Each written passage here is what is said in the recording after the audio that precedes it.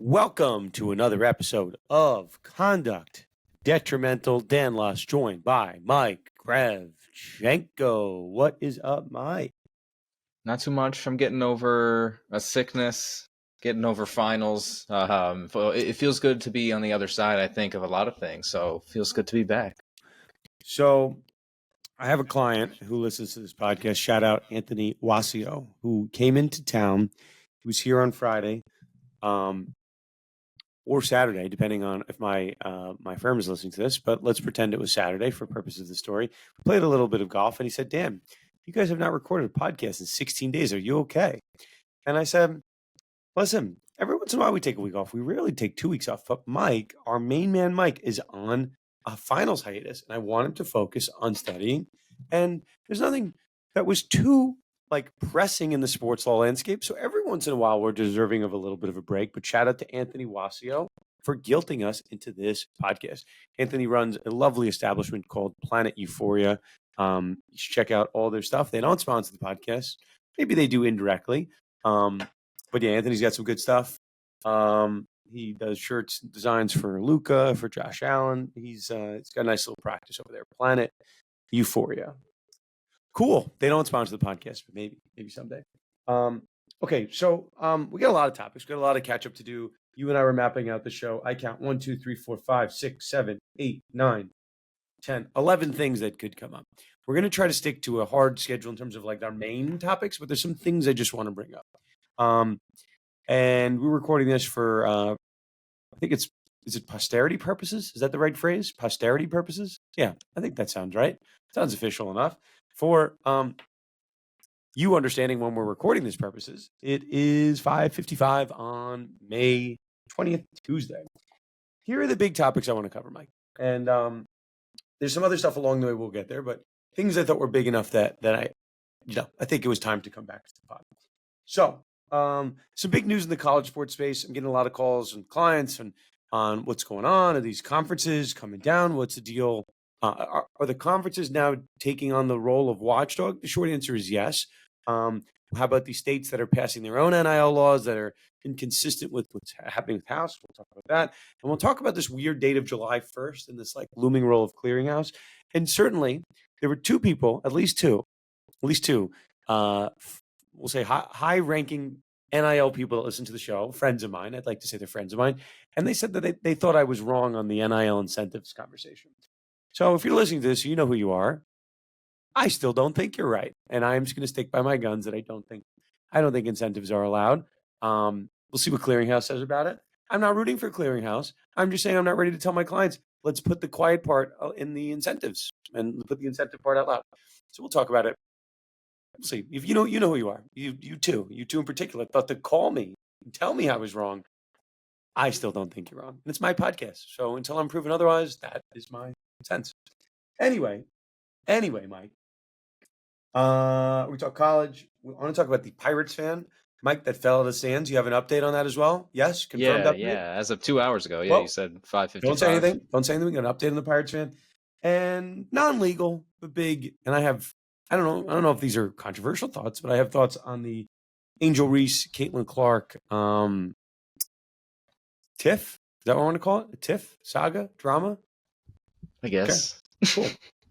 Cool. Okay. So those are our main topics. I want to fly through some updates, and then we'll get into the real show. So we spent some time. I know I spent some time in my classes, and I know we spent some time talking about here. Justin Tucker. So, Mike, are you familiar with Justin Tucker? Very familiar. Yeah. I mean, was gonna probably go down as the greatest kicker of all time. Maybe statistically, certainly the record books are not going to reflect what is going on in the space. But so, I'm sure a lot of these you've listened to this episode before. You can go back in the archives. Essentially, Tucker was charged. It's a little lazy to say a Deshaun Watson type allegation, but it's a Deshaun Watson type allegation. It's massages gone awry that where during the course of what is a consensual massage, Justin Tucker said, allegedly, things that the massage therapist did not want. Watson's is a little bit different. We're not going to get into the weeds of it, but that's essentially what it is. Okay, so The Ravens didn't really do much. We weren't sure what they were going to do, if and or what. Tucker is a Hall of Famer, at least on paper, but he's on the backside of his career. It's some really bad missed kicks this year, and on a performance basis, he could have been cut. And there was talk about cutting him during the season because of all these missed kicks. Tucker seemed to turn it around on the field performance wise. He was not the reason the Ravens did not win the Super Bowl. He didn't miss a kick like that. These allegations came out, and the Ravens seem to take a wait and see approach. We're waiting, we're seeing. I'm not sure what the change was after a wait and see approach for probably a month or two. And out of the blue, right after the draft, they cut Justin Tucker, and they said it was for football purposes. Mike, what's your gut? Do you think it was for football purposes why the Ravens cut Justin Tucker? I think yes and no. Yes, in the sense that he had by far statistically the worst year of his career last year. Unacceptable numbers. I mean, I think it's in the 80% range, if that. And it's just, you can't have a kicker do that, especially he's getting up there in age. Overall, I think football-wise, it did make sense to eventually cut ties with him within the next year or two, regardless, if that's how he's going to perform. You can't chop it up, I guess, to maybe one bad year, but with everything swirling around his head, why keep that ongoing when they drafted a kicker, I think, or signed an undrafted kicker, and you run with it. With a position like that, it's an easy yes and no, pick up, drop off type of position. I feel like, I mean, the Jets have gone through a million different kickers and punters over at least my lifetime. So yeah, I think it's both. It could be a football decision. They could chop it up to that. It just wasn't worth keeping him, in my opinion, at this point. Yeah. So I don't want to spend too much time on this because we have a lot. I'll just say the numbers reflect a kicker, to your point, who's 35, and he made the Pro Bowl. He made the Pro Bowl age 30, 31, 32, 33, 34. So he had 5 consecutive Pro Bowls for this past year, and this was his worst year statistically. Every year before this year, it's crazy. One year he had an 82% field goal percentage. Besides that, he's at an 85% kicking percentage or up, getting as high as 94, Pro Bowl every year. And this year, it's two things. The percentages were it's at 73%, which is not great. But it's also that he's attempting less. So the Ravens seemed inclined to kick less field goals. He's obviously making less at a worse percentage. So it's not good. The 89.1% field goal percentage, just for reference, for anyone that doesn't know how good Justin Tucker is, that's the greatest in the history of the NFL. So he's literally statistically the most accurate kicker in the NFL. He's falling off. The only thing I will push back on you a little bit, Mike, is that they could have made this move during the season if it was really for football reasons. I think they give him another year. I don't know why they wouldn't. They let him finish out the year, and it was a pretty putrid end to the year. I mean, I'm just looking at a couple. He was, he had a 1 for 3 game. He's got field goals made, field goals attempted. Yeah, this is what it is. At the end of the year is really when the wheels fell off. So, it's right around the halfway mark where things turn. He gets a 2 for 2 game in week 9, and then he goes 1 for 3, 1 for 1, 2 for 4. That was the bad stretch, and then he finishes it up 2 for 2, 1 for 1. So he seemed to right the ship, other than this weird 3-game stretch where he was missing a lot of big field goals.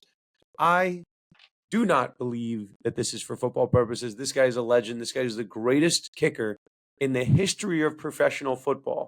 He made one of these like Hall of Fame 2010 teams. Like, he's that level of good. You don't just cut the guy for no reason. So what do I say? Buy the rumor, sell the news. Like, I don't know.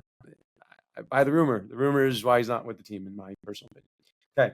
Second one, Mike. We talked about Shedeur Sanders. We talked about his precipitous fall in the draft. We spent a lot of time talking about it on our last episode. Mike, did you feel harmed? Did you feel aggrieved? Did you suffer some emotional distress watching Shedeur Sanders fall in the draft? I wouldn't classify my emotions that night or the next couple days as distressed by any means. Now, you think I'm kidding. I fell asleep on the first night of the draft. Okay, so I fell asleep around pick 20. We got some kids, got some work to do. I woke up, I go, where was Shador drafted? Wasn't drafted. The next rung of the draft days, round 2 and 3, every so often I was just checking for Shador. So it did, and I didn't watch Shador growing up. I didn't watch any of these documentaries on him. But that's all I was thinking about for 2 days. Where is Shador being drafted? So much so that I told my wife what was happening, and she felt bad for him. And I know that's not just me. A lot of people were thinking about Shador. A lot of people were feeling emotionally distressed. Mike, you know what we didn't do? You know what we didn't do? I didn't sit down, open up a Word document, type out a caption, find some place to sue. Because I'm a lawyer, I could have done this. Some allegedly, I don't even want to say allegedly, it's my opinion. Whatever lawyer filed this, I think is absolutely insane. But Mike, I want you to talk about the lawsuit that was filed very briefly before we get to the real topics. Just quick high level. Why is Shador Sanders being talked about with respect to a lawsuit, Mike? Yeah, it's real interesting. Like you said, the attorney that filed this, it's definitely something. Yeah, Colorado fans, so I mean, somewhat tied to, emotionally to Shador Sanders, had sued the NFL for causing him, like you said, emotional distress and trauma after Shador fell to the 5th round. He was seeking $100 million for the harm that the NFL caused to his well-being, plus an apology and a more fair draft process. What exactly that means is interesting. He's basically he wants the NFL to take appropriate action in how they go about evaluating black quarterbacks in the NFL, and about how there is racial, I guess, disparity with how black quarterbacks in the NFL are both evaluated and drafted and treated in the NFL. And that's kind of what he was chalking it up to, why Sanders fell in the draft. He said that both Sanders and the fans who, quote, reasonably expect fairness, integrity, and non-discrimination. He also accused the NFL of a systematic effort to undermine Shador Sanders' opportunities in the NFL and other black quarterbacks. Just referencing multiple discrimination cases involved in the NFL, like Brian Flores, Colin Kaepernick. So basically saying this isn't just about Shador Sanders. It represents a broader fight against the racial discrimination and abuse of power within one of the most influential sports leagues in the world, end quote. So the NFL, as far as I know, as of right now, has not responded to it. However, there was an update today, which was very interesting, and that's been 2 weeks since the lawsuit has been filed, and they've now filed an emergency motion for early and targeted discovery. Who did? Sanders' side? No, I guess the Sanders, the Sanders the fan. fan, the Yes, fan did. yes, Okay. yes, the Sanders fan. Yeah, we've spent way too much time giving breath to this lawsuit, but that's my fault. I wanted to bring it up, but some lawsuits deserve to be made fun of, and this one's insane. And I do think there are ramifications for a lawyer filing a meritless claim, and the fact that someone thinks that they have standing to sue from something that they watched on TV and made them feel bad, I mean, is absolutely insane. I really hope that lawyer is not a listener of the podcast. Really hope so. Okay, Or let's do the last one quick, and maybe then they need to be, so that they yeah, know. we'll do the last one quick, Mike, and then we'll get rolling. So listen, we like to take our wins and our losses. I was on the podcast. Taryn was on the other side of this, and I said the Falcons should be fined. Jeff Ulbrich should be fined. This is a release of confidential information done in either in negligent manner, but there has to be a message sent. And I go to the archives. I was pretty clear. Taryn said I was wrong, and this is one of those times where I was right. Falcons fined $250,000. And Jeff Ulbrich, the coach, the father of the Ole Miss kid who released it. I'm not going to even say his name because he's not the best person. He's not in the good graces of society, but the coach gets fined $100,000. So, remember, I once broke a window in my house. I was kicking a soccer ball around a broke window, got some type of punishment. Imagine being the reason that your dad gets fined $100,000, disowned, gone. This guy is not. This is just not good. So this kid's been punished enough. He's been dragged through the coals. I'm not saying his name on the podcast intentionally. Not like any of you are going to attack him. But yeah, I feel bad. Okay, now, Mike, we're going to move on to the real topics. Podcast, as always, sponsored by Themis Bar Review, top bar prep company in the galaxy. I met with our friends at Themis last week. We are probably, Mike, you can help me with this. We can, Mike, you're a regular attendee of the Sports Lawyers Association events that we do at various law firms. We did one at Bryan Cave. We did one at Perkins Coie. If you're a firm and you want to host us, we're happy to bring the Sports Lawyers Association brand. But our friends at Themis were like, listen, we're doing all these big conferences. You're bringing all these fancy smancy lawyers. What if we did a breaking into sports panel? We don't need to necessarily do the lawyers and a handful of law students. What if we made an event geared towards law students? And I said, let's do it. And then I said, what if we did a giant golf event and you guys sponsored it? And they said, whoa, Dan, that's too much. We don't want to do that yet. Maybe you can do all the planning in this, and then maybe we'll jump in at the end. And I said, what if we make it like UVA for golf, but it's like UVA softball, UVA golf. And they're like, Dan, stop thinking of such crazy ideas. And now I feel even more motivated to do it. But Themis said they're here to support us from whatever we need, but they did want us to do a New York-based speaking event. So they are currently in the process of identifying the right law school to host, be it Brooklyn, St. John's, Cardozo, New York Law School, Pace, one of the local schools. If you are listening to this and you are at one of said local schools, and it could be a Jersey school too, Rutgers, Seton Hall, I don't have any preference, let us know. But I said, Themis, you guys pick the school. I will help bring the peeps. You guys pick the school. So anyway, that will happen. Shout out to Themis. Look out for those dates. Okay. I'm ready, Mike. Are you ready for this? Oh yeah, let's do it. Okay. Let's do this one first. Again, speaking of things that I cared about that like kept popping up in my world that were causing me distress. Obviously, we're not filing a lawsuit for this, but was Mike this Pittsburgh Pirates fan that fell out of the stands?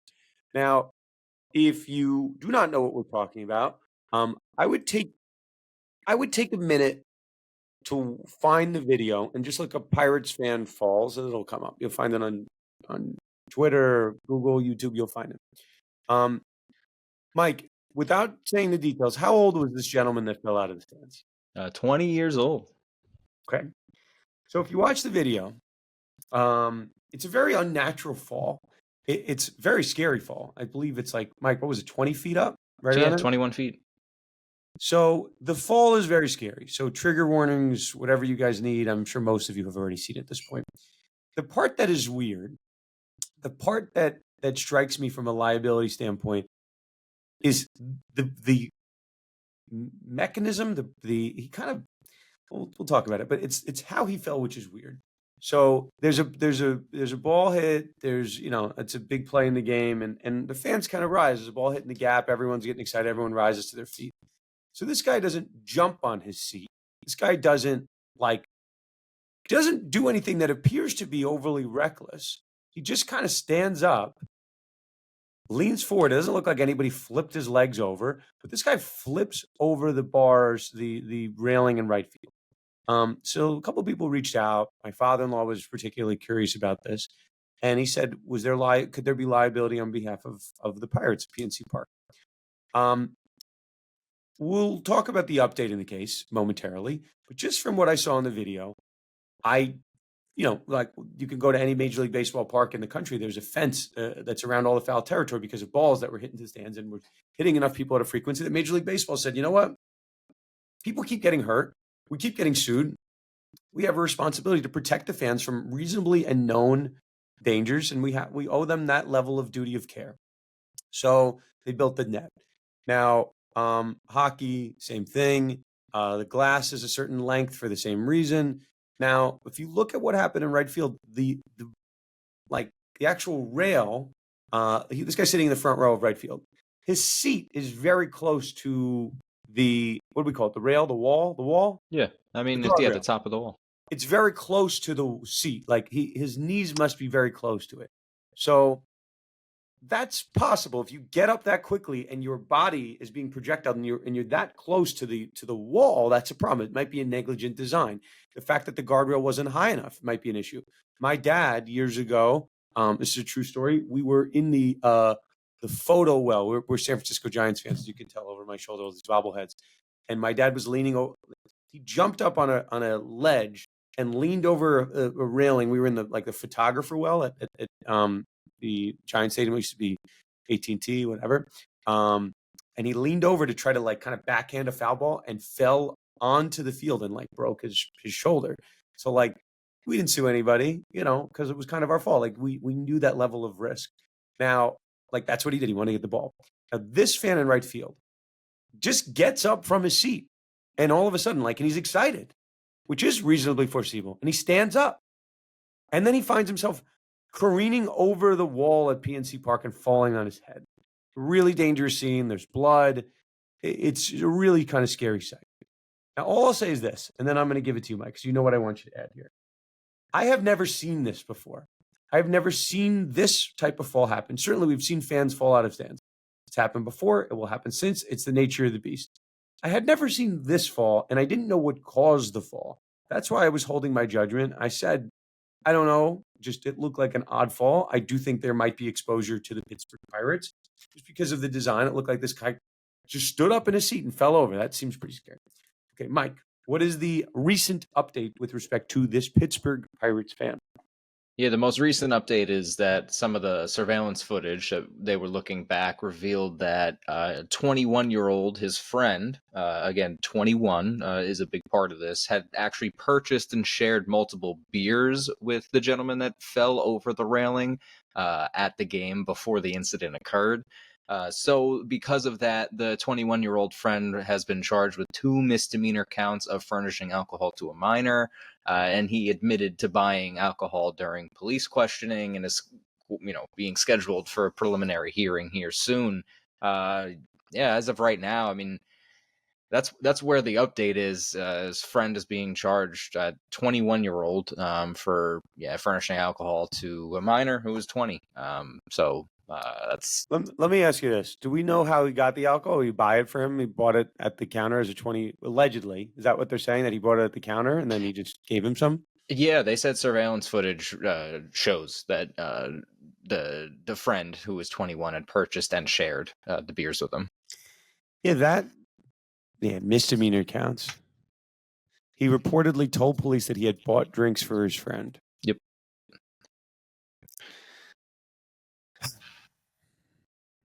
Video of his fall shows Markwood's leg hitting a railing in front of his seat before he continued to tumble.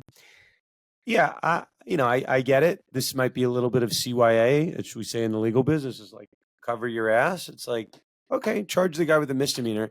The reason he fell, there's plenty of fans that have drank alcohol that have sat in those seats that haven't fallen. So, they want to try to put the blame a little bit on this guy and his friend.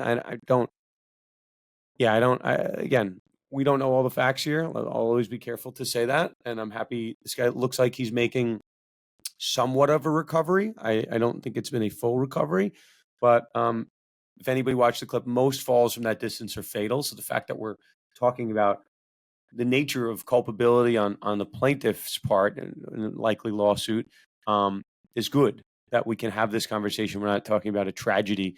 Obviously, it's still a tragedy, but interesting. I would be shocked if there's no lawsuit here. There's no amount of signed bats and signed balls and signed pictures that are going to make up for it. And if you're the Pirates, you'd be insane to even offer that. You just got to put this in the back. I do think it's interesting. Yeah, can I read this? I don't think we have this. Ready? Can I read this? Yeah, let's do it. According to court documents, Kirkwood, who's the friend, was allegedly captured on surveillance video buying 2 24-ounce cans of Miller Lite. Just before 7 p.m. Shortly after, Kirkwood, Markwood, and 2 women attending the game with them left the area. Approximately an hour later, Kirkwood bought 2 more cans of alcohol, and he returned to the bar approximately 15 minutes later after that, shortly after they finished the film. Okay, so two females are seen running down the stairs and looking for Kirkwood. Kirkwood is then seen handing a can to a female who throws it in the trash and jumping over a railing, and then jumped on the field to help his friend. Interesting. So they're essentially claiming it's not. We'll see what it comes to in a court. They're painting a case for spoliation that this thing was being thrown away. We don't know who was drinking it, who it was. Um, I still don't think that gets the Pirates off the hook. I don't. I mean, maybe in part, but I still don't see a fan acting reckless in that moment. And maybe they're trying to paint the picture with this misdemeanor charge of supplying alcohol to people. I'd love if the Pirates looked at the tape of every of where every purchase of alcohol went and maybe charge everyone with misdemeanors. That seems utterly impossible, but I just think it's a really crazy standard to set. And I know why they're doing it. Um, Listen, I'm not supporting underage drinking. I just think it's very clear why they're doing it here. And go ahead and charge all of your fans that have done this with misdemeanors and see how that goes. And see how it goes. You're trying to enforce that. So I don't know. Again, I don't know. I don't quite know. I don't like the optics of that. I just think it looks a little silly because I don't think that's the reason he fell. But whatever. Anyway. Okay, that's number one, Mike. So I'm going to take a break. I want to calm down because I don't know why I'm so angry at the Pirates, but I am a little bit. Talk about another team, the Phoenix Suns. Okay, let's do the Phoenix Suns. Let's do it. Yeah, the Phoenix Suns are involved in an interesting way, I guess. Like the team itself is not so much involved as the full-on organization and the CEO, because recently the director of safety, security, and risk management for the Suns filed a lawsuit in the District Court of Arizona, named Gene Trailer. The suit, this is a huge lawsuit as well. It's alleging racial discrimination, harassment, retaliation, and absolute gross negligence regarding arena safety within the organization. Why this hit extreme news, especially right now, is that there's a particularly notable claim in there within the lawsuit that involves an alleged inappropriate relationship between the Suns CEO Josh Bartelstein and Phoenix Mercury player Sophie Cunningham, well, at the time Phoenix Mercury player, currently on Indiana. And Trailer asserts that Cornelius Craig, the team's vice president of security and risk management, was spreading rumors about the alleged affair, and claims that he informed Bartelstein about the rumors, quoting Craig as saying that what's going on. We don't so much need the details of the quotes, but as of right now, the Phoenix Suns have absolutely denied the allegations, labeling them as entirely false and morally reprehensible. They're criticizing Trailer's attorney as well, highlighting that there's somewhat of a disciplinary record within the Arizona State Bar, and accusing her of attempting to extort the Phoenix Suns team through multiple lawsuits, seeking substantial financial settlements. So it's really interesting. I mean, obviously the allegations are raising concerns about the conflicts of interest within the organization, and obviously many breaches of duty in terms of the ownership of between the Suns and Mercury as well. But it's interesting because it's the fourth lawsuit filed against Suns in the span of 7 months, which is where it really hits the nail on the head to me. It's like, it's all various forms of workplace misconduct, including discrimination, retaliation. I mean, this is highlighting maybe significant security lapses now, instances where weapons were allegedly smuggled into the arena during security tests. Repeated legal challenges across the board for the Phoenix Suns organization, and by extension Phoenix Mercury. So I'd love to get your thoughts on this, Dan.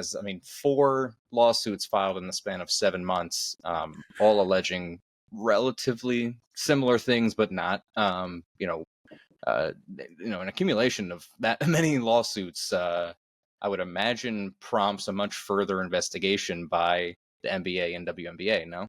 Yes. So a couple things. We one of our earlier topics we sunk our teeth into is the end of the Robert Sarver era in Phoenix.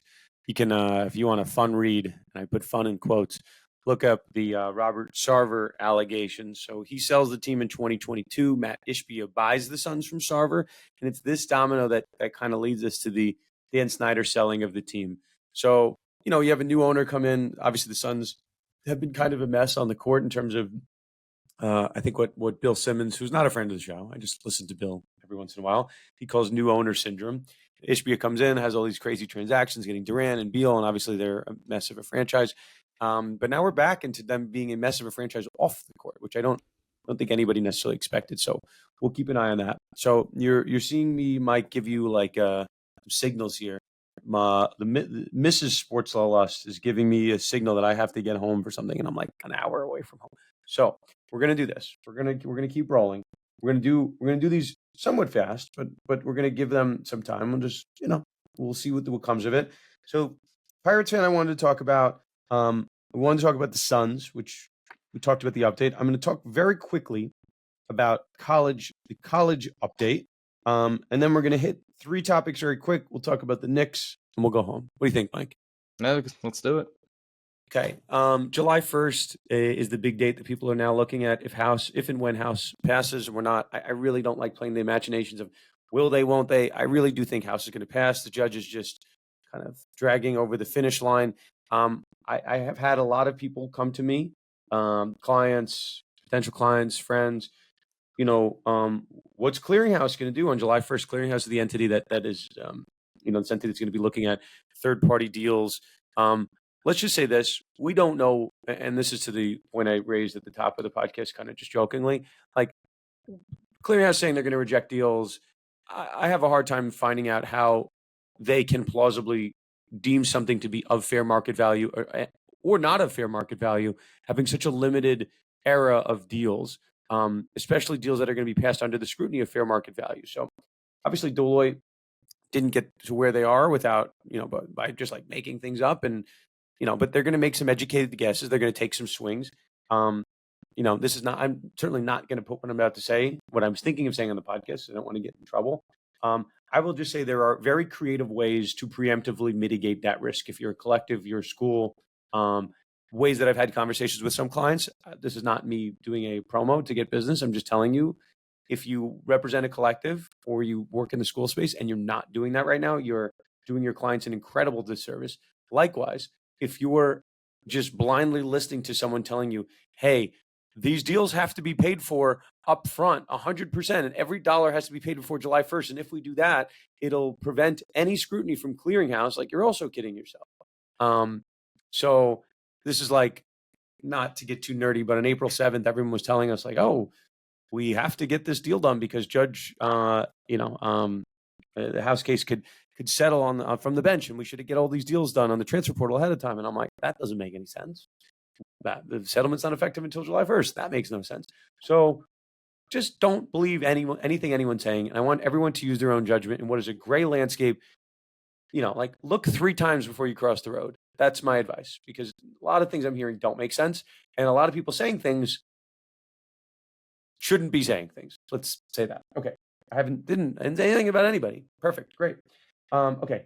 Mike, I'm going to fly through these 3 things, and I'm going to give it to you to talk to Knicks. Okay? Can I do this quick before my wife divorces me? Yes, we absolutely have to. Let's do it. I'm going to tell you 3 things, and I had longer things planned to say about them, but I'm just going to leave some breadcrumbs. Okay? Angel Reese. I said I had some, what I don't think are controversial thoughts.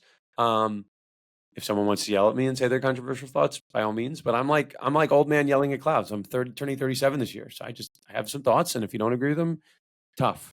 The one clip going viral is Angel Reese pushing an Indiana Fever player to get a rebound. Caitlin Clark retaliating against the push. I have seen nothing wrong so far. These are 2 basketball plays, and Angel Reese flopping in response to Caitlin Clark's push. No issue with that either. LeBron does it all the time. We don't have outrage and craziness caused at this. I don't know why. Like, the only reason this is coming up here, because otherwise I don't really care about it. The Fever are putting out a statement. Angel Reese is now putting out a statement that they're responding, and there's no place in the game for this. It's like, I promise you, things that are of the 10th level of bad are also said at NBA games constantly. I don't know why, and I'm not at every NBA game. I don't know what was said, and they're being very coy about what was said in the Angel Reese, Caitlin Clark incidents. But the Fever are giving a lot of tension, and they're kind of breathing more life into this controversy that I think needed to be said. Maybe someone can correct me. And I'm sure stuff is yelled at LeBron because LeBron flops all the time. I'm a Knicks fan. We're talking about the Knicks in a minute. Jalen Brunson flops all the time. James Harden flops all the time. I don't and I'm sure on the road, all sorts of terrible things were said to these players and are still said to these players. Russell Westbrook, we can go on and on and on. Westbrook's probably a bad example because there was a fan incident that they did have to address. But I don't know why the Fever have to put out that type of announcement. Obviously that stuff, there's no tolerance in the game for that. But it's just drawing more attention to the ugliness. And I think it's actually doing a disservice to Angel Reese because the WNBA fans that weren't at the game, they're paying attention to it, and now they're directing more hate to Angel Reese on social media. I don't know, the fans that were at the WNBA game, they're WNBA fans. Now, the psychos on social media, because of the extra breath that the Fever have put into it, and I don't know, the world has now put into it. It's now become kind of a nuclear issue, and I didn't think we were doing ourselves a service of the podcast by not addressing it. Mike, you're nodding. Cool. We can leave that one be? Okay. No disagreement, Yeah. Mike. Yeah, no, I agree. Okay. This one will be quick. In light of the news of our most recent president, Joe Biden, coming down with something and a really terrible diagnosis, I have just been thinking, and again, I know this does not mean to be a joke. You're about to laugh. I'm not intending to tell a joke. I've been following the Bill Belichick stuff. I don't know if I have a topic ready that is a fully baked topic, but I will just say when people get up there in age, they do things that are not normally rational things. That there are irrationally things that are more common to occur when someone gets up there in age. And I don't know when that happens. It's going to be different for every person. But what's happening with Bill Belichick is so unlike who he was at his peak peak mental acuity, that I'm just floored. I'm just floored at the situation. So I want to keep an eye on Bill Belichick. Okay. And last but not least, I'm a horse racing fan. I don't really talk about it that much on podcasts. I grew up going to Yonkers Raceway, where I am in Westchester County. Yonkers Raceway is the harness track. It's not the beautiful thoroughbreds that we see in the Kentucky Derby and the Preakness. Mike, I bet on journalism for the Kentucky Derby. It was not a winner. There's a lot of mud and slop. I'll take that up. I still believe in journalism. Journalism had won at 6-5 in the Preakness. If you have not seen the Preakness race result, it's 2 minutes. Okay. I've watched a lot of horse racing in my life. I have never seen what happened at the end of that race. And I implore people, if you just want to be motivated, because speaking of Shedeur Sanders, that stuck with me for a couple of days. We're recording this on Tuesday, 4 days after the race happened. I'm still thinking about this race.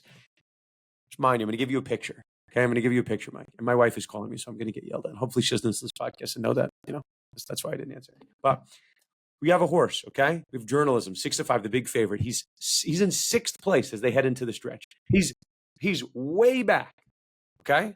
You follow me? There's 2 horses. We'll pretend one horse is all the way on the inside and one horse is kind of in the middle, and there's a slight gap in the middle. So journalism tries to split the gap, and he kind of does it. But the horse, Mike, that's in the middle, sees that the favorite, journalism, is trying to make a move. So this jockey cuts him off, 45-degree angle. The horse, coming from journalism's right, makes basically a left turn directly into his path. If this was a car, we would call that T-bone, right? This looks like it's not going to be good. Journalism is not going to be denied. He blows through this horse. I wish I had the horse's name. Shout out to the horse that journalism just trained, but does a truck stick and blows this horse out of his way. He's I'm not going to be denied. And at this point, Mike, he's in 4th. And then he turns on the jets and wins. So, Mike, I tell you that. I don't know when the people are going to be listening to this podcast. I like journalism. Journalism is strong, fast. I like journalism to win the Belmont. It's not that crazy of a pick because he's a favorite that won the Preakness. But I want you to watch that video, and I want you to try not to bet on journalism. That's what I'm going to tell you. Okay. Okay. I think that's it. Mike, I'm going to give it to you as I start packing up my work bag. Tell us about the Knicks, Mike, and then we'll call this episode. Oh, the Knicks are unbelievable. New York City has never been this in my entire life. I'm 25 years old. The Knicks haven't been in the Eastern Conference Finals since I was less than 1 year old. Too excited. Pacers Knicks. I mean, one of the best I feel Eastern playoff rivalries in the last 30 years.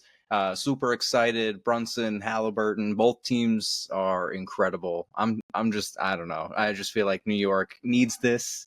Let's go Knicks. I know Dan and probably a bunch of listeners are rooting for the Knicks. So all I gotta say is let's go Knicks, and that's really it. I mean, Let's go I'll see Knicks. you at the Garden. Let's go Knicks. The Pacers got our number the first time. It's a different team this time around. I listen, I'm certainly biased, but I have placed a very heavy wager, heavy for me, on Knicks minus 140 to win the series. Knicks, as we record this, are going to play tonight. They're minus 185. In basketball, I do not bet spreads. I think the spreads are fakakta. I don't know if fakakta is a bad word, but I say it all the time. Fakakta. Are you Googling what fakakta is? Yeah, fakakta is fine. No, the Knicks game's tomorrow. I was just reconfirming. Is it tomorrow? Yeah. Great. Well, when the episode comes out, Mike, it'll be tonight. I did that on purpose. Okay, so why am I in a rush to get home? Why am I being yelled at? Okay, anyway, Mike, I'm going to be divorced if I don't get home in an hour-ish. Cool. Okay, Mike, that'll do it for us. And yeah, appreciate it. We'll be back better than ever next week. Yeah, so appreciate you guys joining us each and every week on the Sports Law Podcast Conduct Detrimental.